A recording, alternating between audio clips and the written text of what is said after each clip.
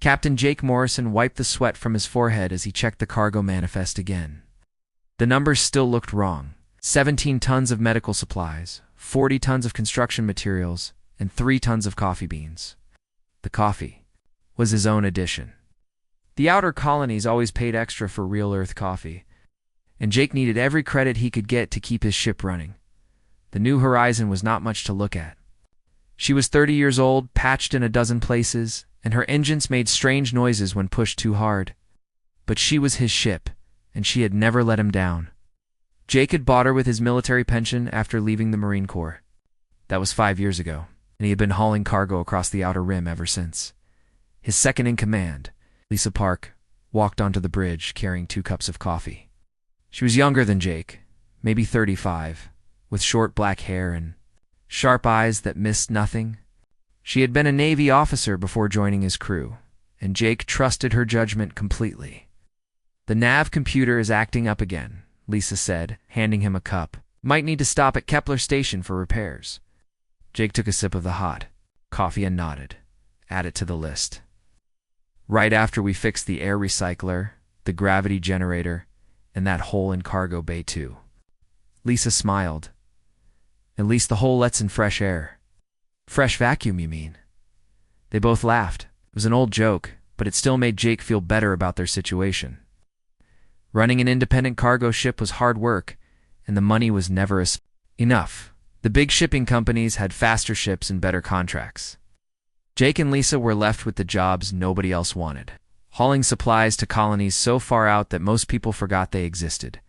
Jake was about to start the pre-flight checklist when the communications system beeped.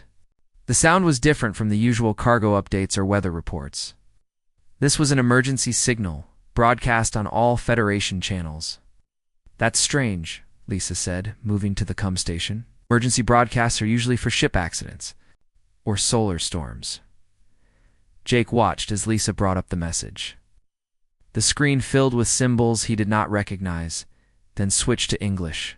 A translation program was working to convert the alien language into something humans could understand. The face that appeared on screen was not human. It was tall and thin, with pale blue skin and large dark eyes. The being looked tired and scared. When it spoke, its voice was soft and musical, even through the translation software. "This is Prime Minister Kel Vorthok of the Xelon Collective," the alien said. "We are broadcasting this message to all members of the Galactic Federation. Our home system is under attack by the Korthak Empire. They have destroyed our defense fleet and are preparing to invade our worlds. We have 12 million civilians who cannot be evacuated. We are offering our entire planetary treasury and our advanced shield technology to any Federation member who can provide military assistance. Please, if anyone can hear this message, we need help." The message repeated. In different languages, Jake recognized a few of them from his military days. Altarian, Vrex, Nethys. The major Federation species were all represented. Lisa was already pulling up star charts on her navigation screen. "The Xelon system is about 6 days from here at maximum jump speed." "I have heard of them. They are traders, not fighters. Very peaceful people." Jake stared at the alien face on the screen. Prime Minister Vorthok looked like he had not slept in days. His large eyes were full of fear and desperation. Jake had seen that look before during his military service. It was the look of someone who knew they were going to die unless someone helped them. "What do you know about the Korthak Empire?" Jake asked. Lisa pulled up another file on her computer. "Bad news all around. They are a military empire that has been expanding for the last 50 years. Very aggressive, very efficient. They conquer systems for their resources and technology. The Federation has been trying to negotiate with them for years, but they only respect strength." Jake nodded. He had heard stories about the Korthok from other cargo pilots. They were reptilian warriors who believed that might made right. They had conquered 12 systems in the last 5 years, and each conquest made them stronger. "Any Federation response to the distress call?" Jake asked. Lisa shook her head. "Nothing official. The Altarians do not have a military. The Vrex are fighting their own war in the Beta sector. The Nethys are probably calculating whether it is profitable to help." Jake looked at the message again. Prime Minister Vorthok was still pleading for help. his voice growing more desperate with each repetition.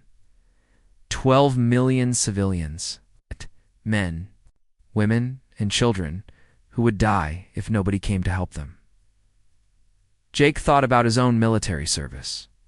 He had joined the Marines when he was 18, fresh out of high school in Ohio. He had served for 15 years, fighting in 3 different wars. He had seen what happened when good people did nothing while bad people hurt others.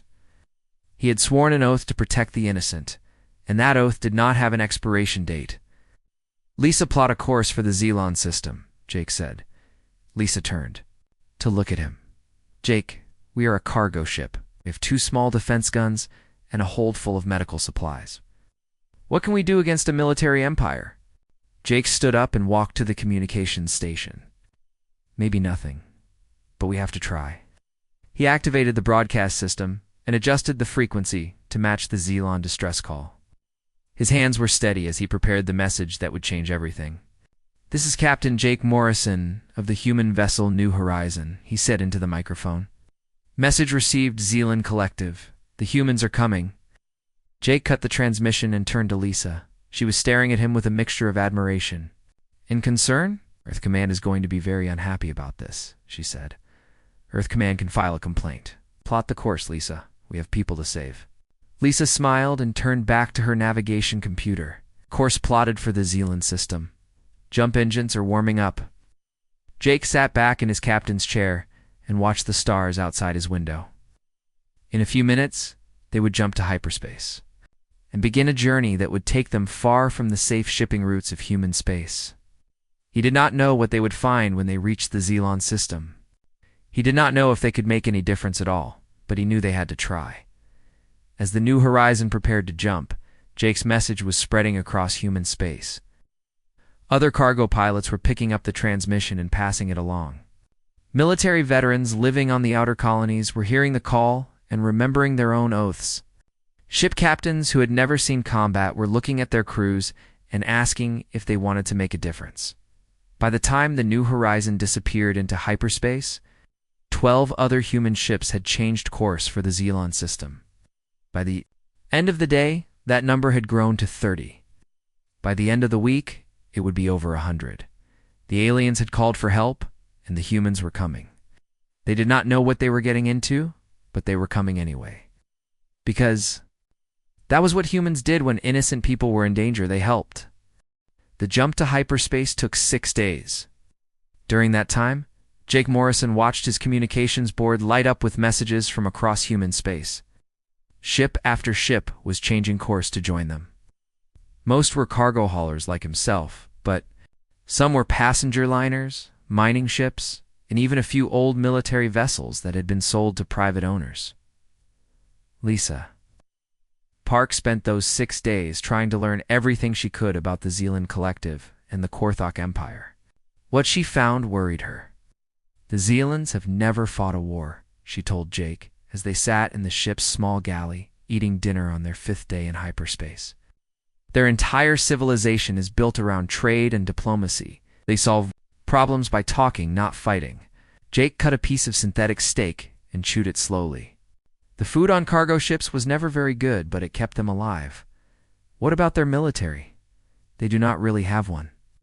They have a few patrol ships to stop pirates and smugglers, but nothing that could fight a real war. Their weapons are designed for mining and construction work, not combat. Jake nodded. He had expected as much.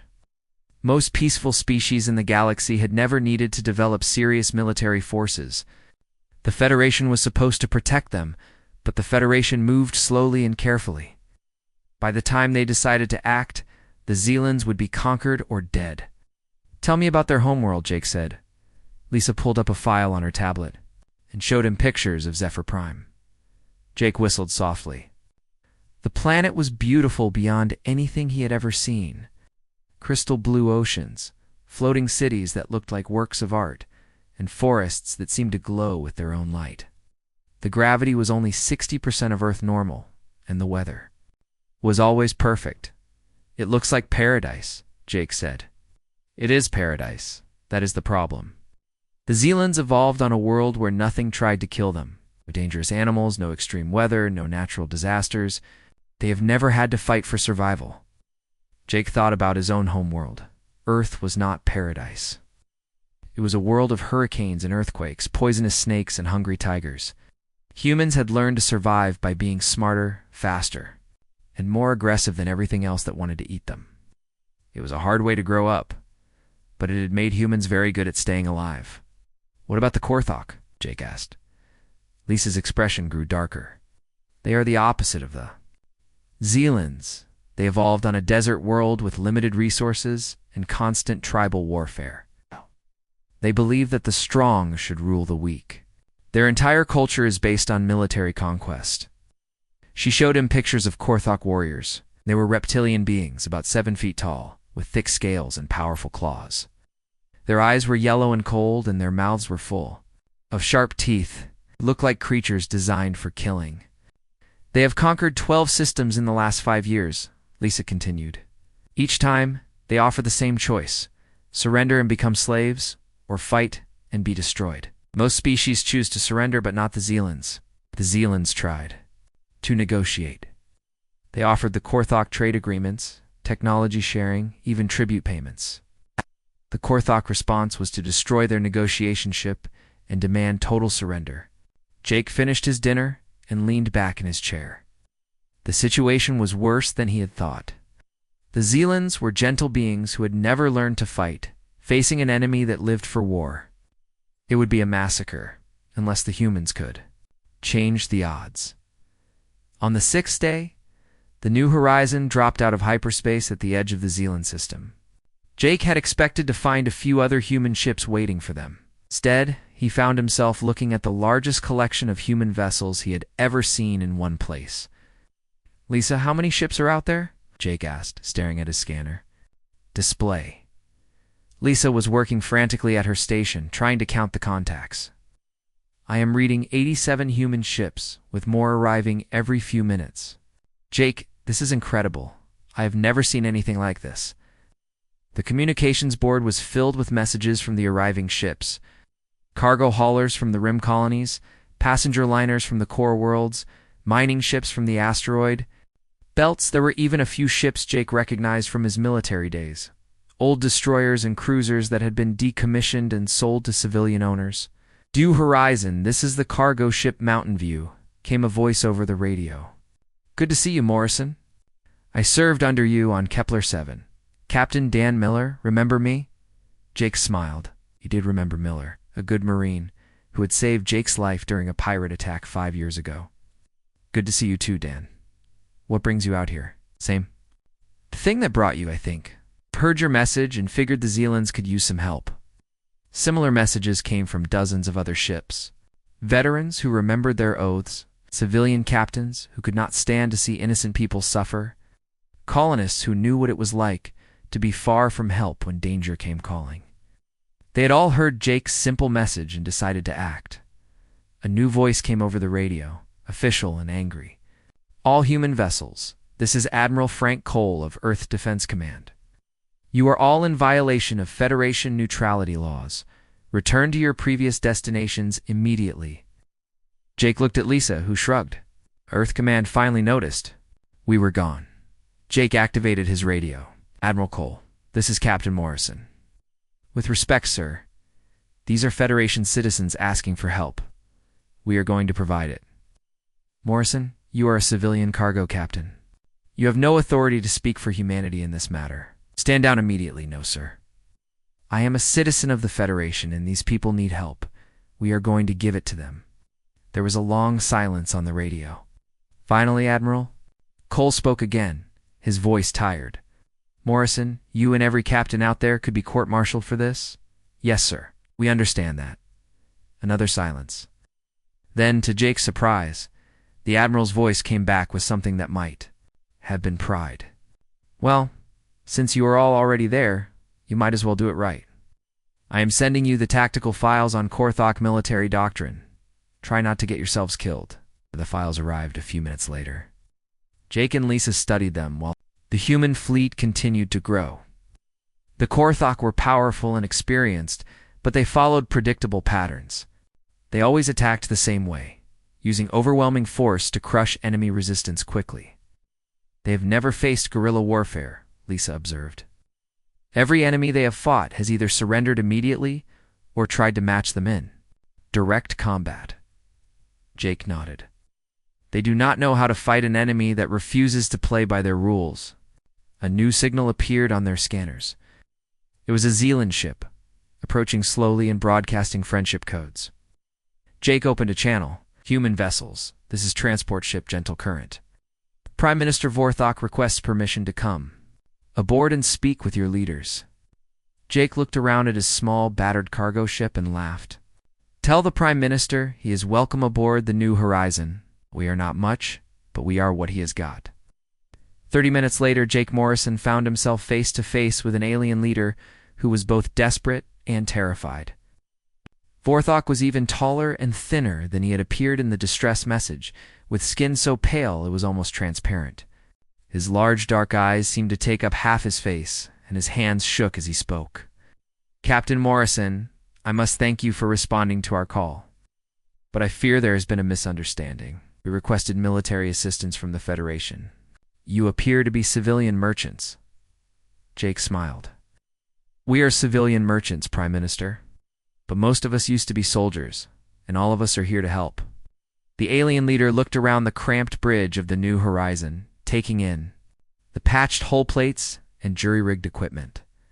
His expression was polite, but doubtful. Appreciate your courage, Captain, but the Korthok Empire has destroyed our defense fleet and is preparing a full invasion. How can cargo ships fight such a force? Jake looked out the window at the growing human fleet.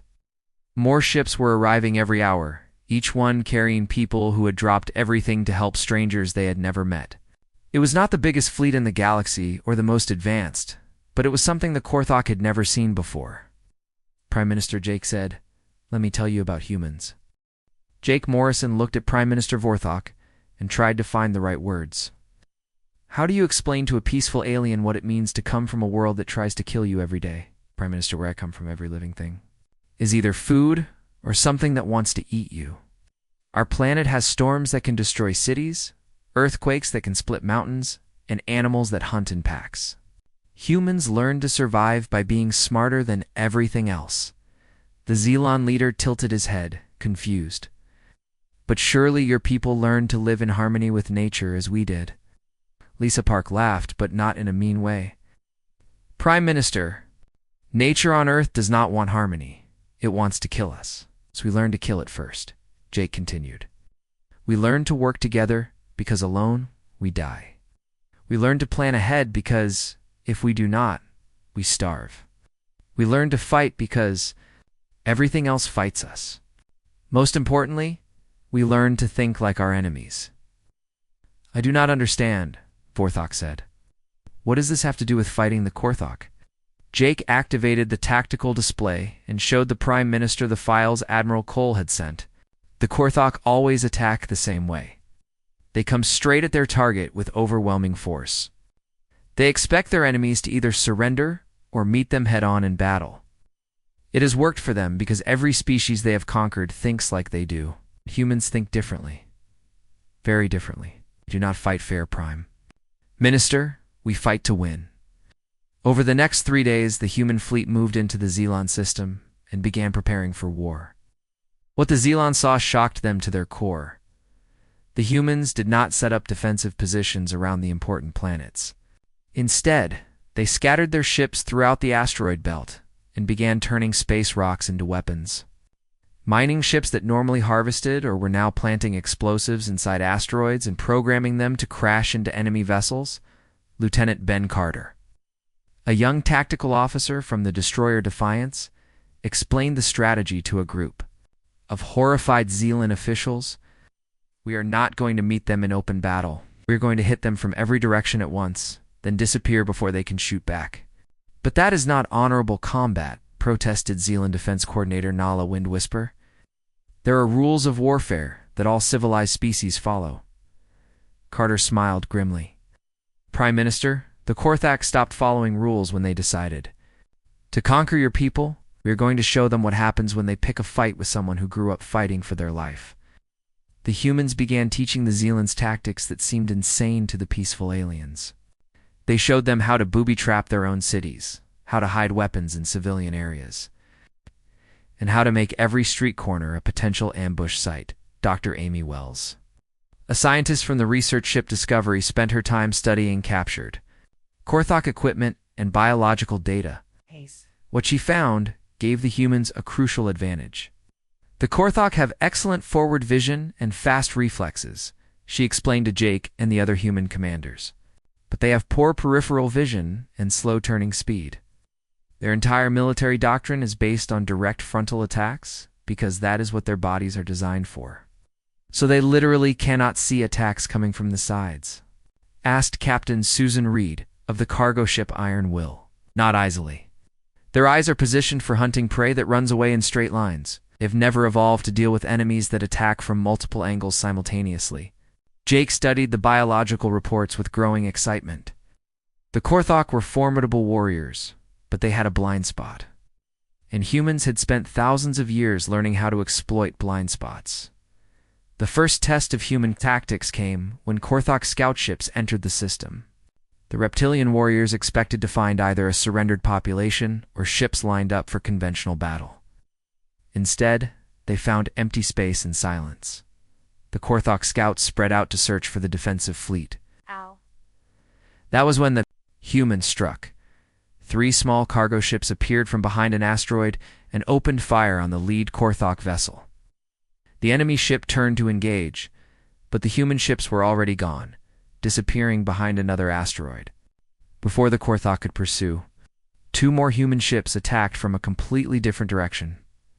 Scout Commander Vosh Ironscale tried to coordinate his forces, but the humans refused to stay in one place long enough to be targeted. They would appear, fire a few shots, and vanish. Each attack came from a different angle, making it impossible for the Korthok to predict where the next strike would come from. "This is not warfare," Vosh snarled into his communicator. "These cowards refuse to fight with honor." Captain Miller, watching the battle from his command ship, laughed. "Honor does not keep you alive, lizard boy." The scout engagement lasted for hours. When it was over, 2 Korthok ships had been destroyed, and 3 more were badly damaged. The humans had lost no ships, though several had minor damage from flying too close to asteroids. Scout Commander Vash retreated to the edge of the system and sent a message to the main Korthok fleet. The enemy uses cowardly tactics and refuses honorable combat. They attack from ambush and retreat before we can respond. I recommend extreme caution. General Thok Grimclaw, commander of the Korthok invasion force, read the report with growing anger. In 50 years of conquest, no enemy had ever made his scouts retreat. The idea that a handful of cargo ships could outfight trained Korthok warriors was insulting. "Prepare the fleet," he ordered.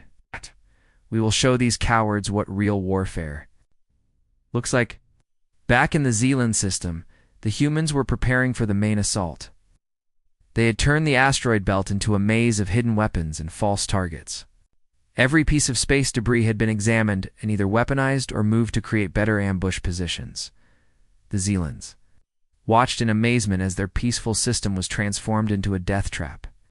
Cargo ships welded armor plating onto their hulls and mounted mining lasers as weapons. Passenger liners became troop transports, carrying hastily trained Zealand volunteers. Even the luxury yacht Golden Dream had been converted into a command ship bristling with communication equipment. Prime Minister Vorthok found Jake Morrison on the bridge of the New Horizon.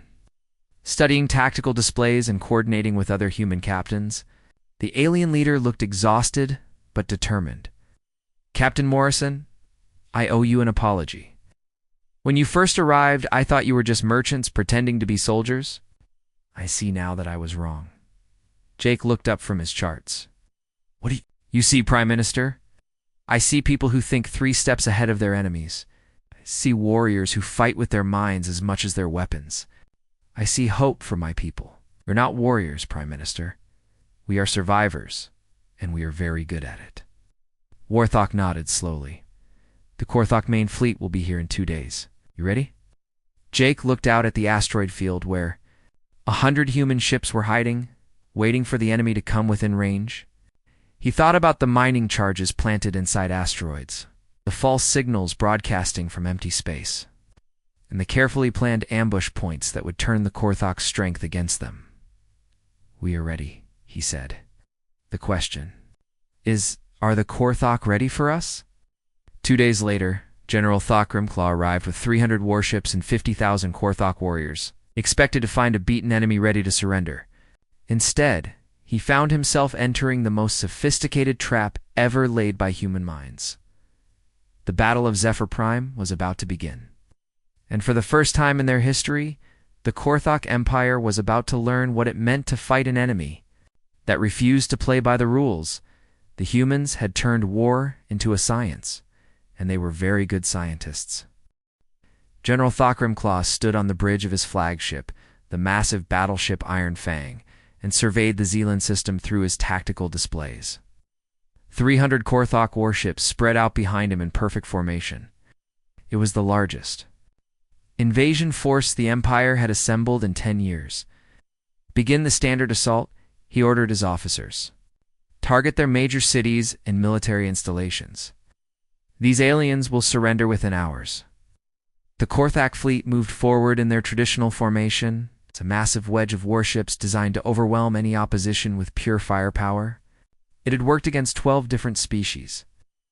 General Grimclaw saw no reason why it would not work against these humans and their Zealand allies. That was when the asteroids started exploding. The first blast caught the lead squadron completely by surprise. What looked like an ordinary space rock suddenly erupted in a ball of fire, sending metal fragments into 3 Korthok destroyers. The ships were not destroyed, but their shields were damaged and their crews were shaken. What was that? General Grimclaw. "Unknown, sir," replied his tactical officer. "What appeared to be a natural asteroid, but our scanners show evidence of artificial explosives."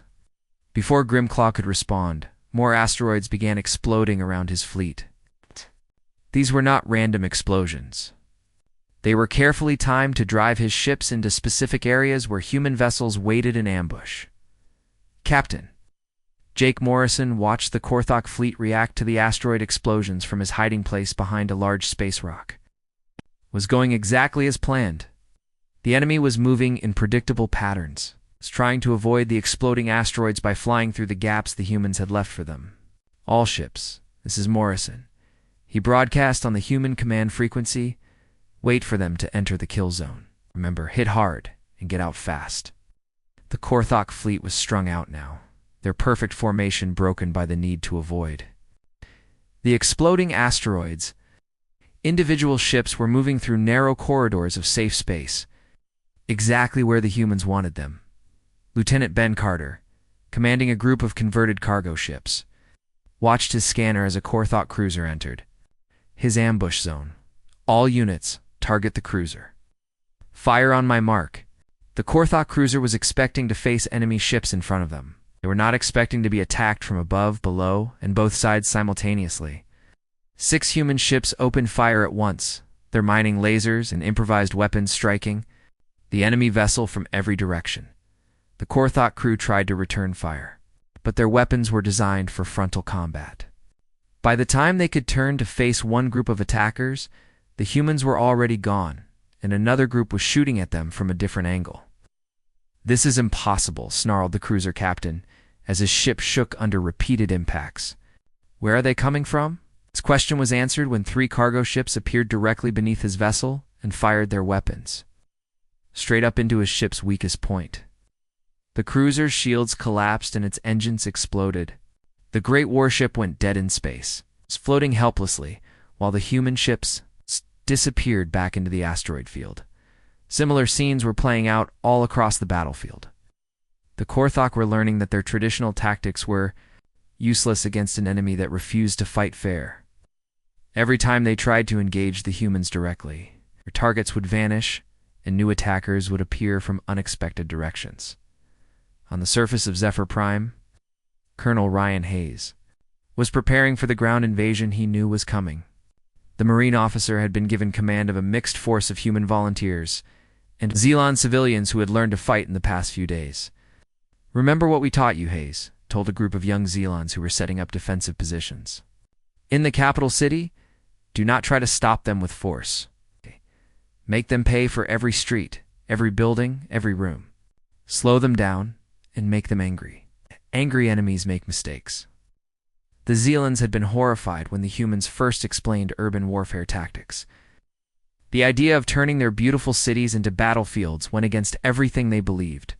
But as Korthok troop transports began landing outside the city, they understood that sometimes survival required doing things that felt wrong. Engineer Lev Zorith, one of the few Zealons who had taken naturally to human military thinking, was placing explosive charges in the city's main bridge. I still cannot believe we are destroying our own infrastructure, he said to Hayes. You are not destroying it, Hayes replied. You are using it as a weapon. There is a difference. The first wave of Korthok ground troops entered the city expecting light resistance from a peaceful civilian population. Instead, they found empty streets and silent buildings. It felt wrong to the reptilian warriors who were used to enemies that either surrendered immediately or fought bravely in the open. The ambush came at the main intersection, just as Hayes had planned. A squad of Korthok soldiers was moving through the street when the buildings on either side erupted with gunfire. Human volunteers and Zealon defenders opened fire from dozens of windows and rooftops.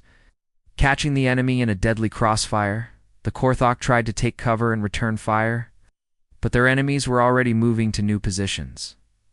By the time the reptilian warriors could coordinate a response, the street was empty again. All they found were spent ammunition cases and a few drops of alien blood. Where are they? Demanded squad leader Crag Bloodclaw as he examined the empty buildings. Cowards who attack from hiding and then run away. His answer came in the form of a massive explosion as Engineer Zorith detonated the charges in the main bridge. The structure collapsed into the river below, cutting off the Korthok advance and trapping half their forces on the wrong side of the water in space. General Grimclaw was discovering that his overwhelming force advantage meant nothing when he could not bring it to bear effectively. His ships were being picked apart by an enemy that appeared and disappeared like ghosts. Worse, his carefully planned formation was now completely broken, with individual ships scattered throughout the asteroid field. Sir, we have lost 17 vessels, reported his tactical officer. The enemy casualties are minimal. How is this possible? Grimclaw roared. We have 300 ships. They have cargo vessels and mining equipment. Dr. Amy Wells, monitoring the battle from her research ship, smiled as she watched the Korthok fleet's confusion. Her study of their biology was paying off exactly as she had predicted. The reptilian warriors were trying to fight the way their bodies were designed to fight. But humans had learned to exploit those biological limitations. The humans were attacking from multiple directions simultaneously, something the Korthok visual system could not handle effectively. Their fast reflexes were useless when they could not see the attacks coming. Their powerful weapons were wasted when they had no clear targets. Captain Susan Reed led her squadron in another hit-and-run attack, this time targeting a Korthok battleship that had become separated from its escorts. Her cargo ships were not fast or heavily armed, but they were small and maneuverable. They could hide behind asteroids too small to conceal larger vessels. Remember, we are not trying to destroy that battleship, Reed broadcast to her squadron. We are trying to make it angry and stupid. Hit the engines and communication arrays, then get out of there. The attack went perfectly. Reed's ships appeared from 3 different directions, fired at the battleship's most vulnerable systems, and disappeared before the enemy could respond effectively. The massive Korthok vessel was left spinning slowly in space, its engines damaged, and its communications down. But the real victory was psychological. The Korthok crew was frustrated and angry, exactly what the humans wanted. Frustrated enemies made poor decisions. Poor decisions led to more opportunities for human ambushes. As the battle entered its second day, it became clear that the humans had achieved something unprecedented in galactic history. They were winning a space battle against a numerically superior force through tactics alone. General Grimclaw found himself facing a choice he had never had to make before. He could continue the assault and accept heavy losses against an enemy he did not understand. Or he could do something no Korthok commander had ever done. He could retreat. The thought was so alien to his warrior culture that it took him several hours to even consider it seriously. But as more of his ships were picked off by invisible attackers, Grimclaw began to realize that he was facing something completely outside his experience. These humans did not fight like any species he had ever encountered. They seemed to think of warfare as a puzzle to be solved rather than a test of strength and honor. They were very good at solving puzzles.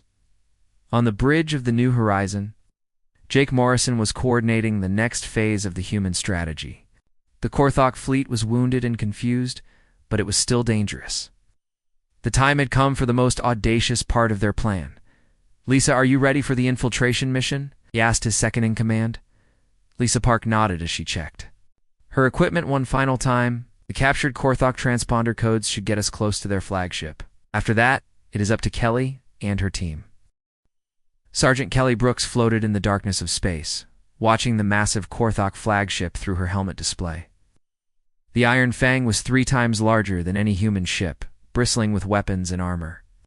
Getting inside would be the easy part. Getting out alive would be much harder. "The transponder codes are working," whispered Lisa Park through the comm system. "Their sensors think we are a damaged Korthok patrol ship requesting emergency docking."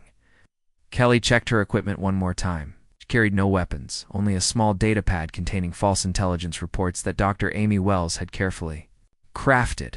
If the plan worked, these fake reports would cause more damage than any bomb.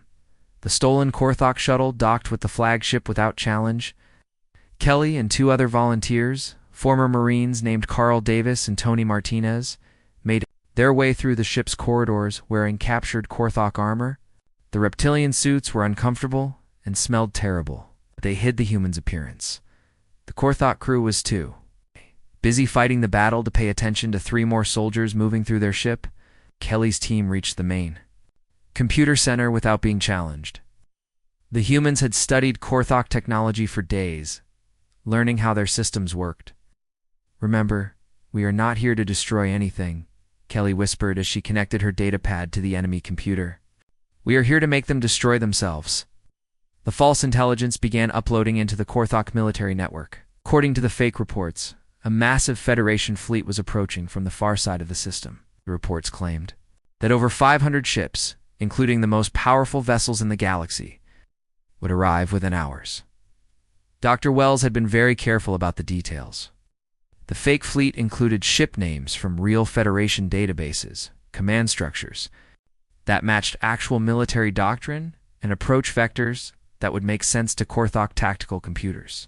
To anyone reading the reports, it would look like the Federation had finally decided to respond to the Zalon crisis with overwhelming force. Kelly finished the upload and disconnected her equipment. Package delivered. Time to go.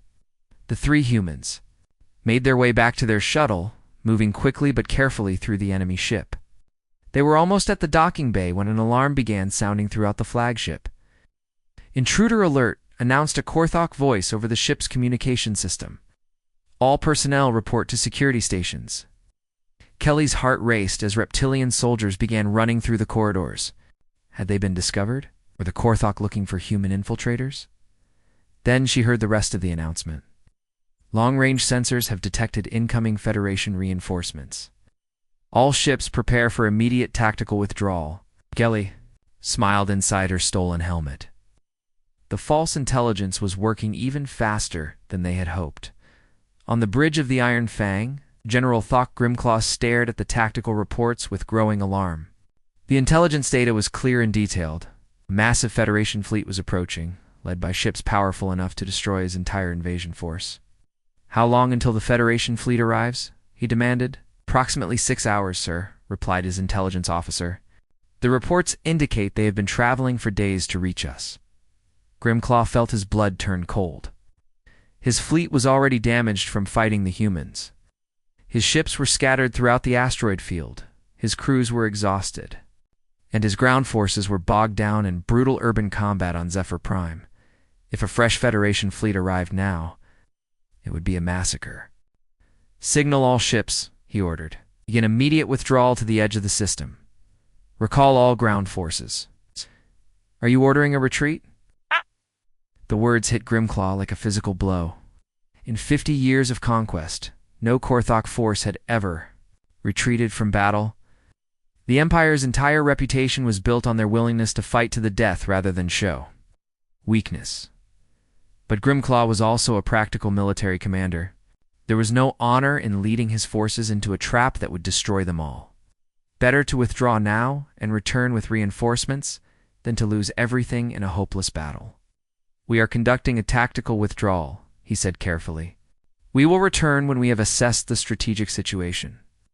Across the Korthok fleet, the withdrawal order caused confusion and dismay. Many ship captains had never received such an order before.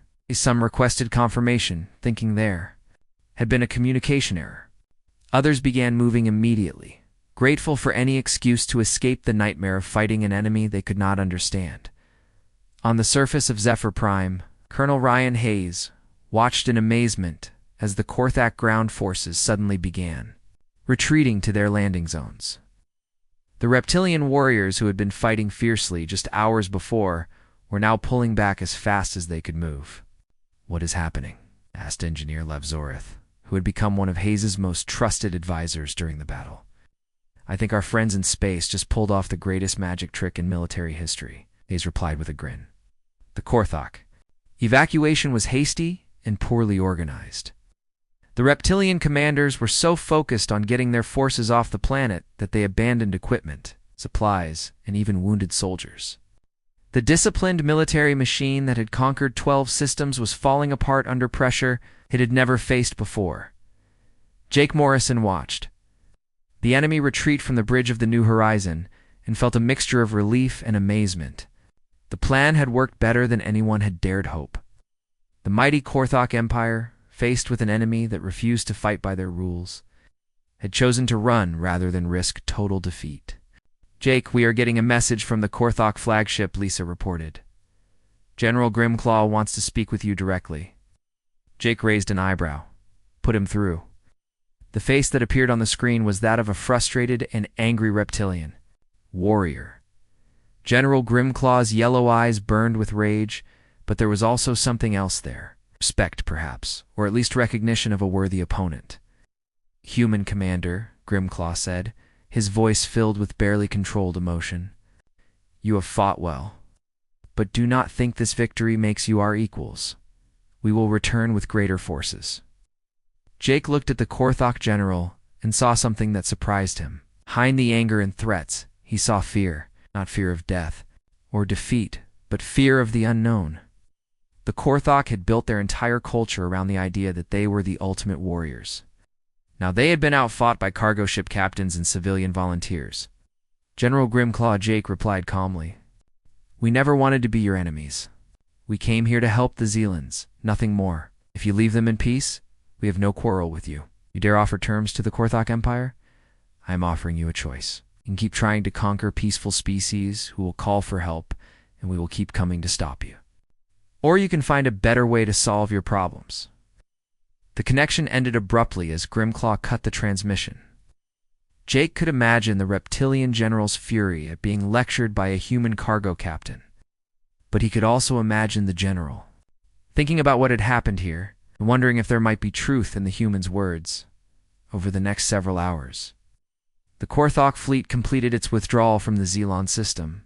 The massive invasion force that had arrived expecting easy conquest limped away damaged and demoralized.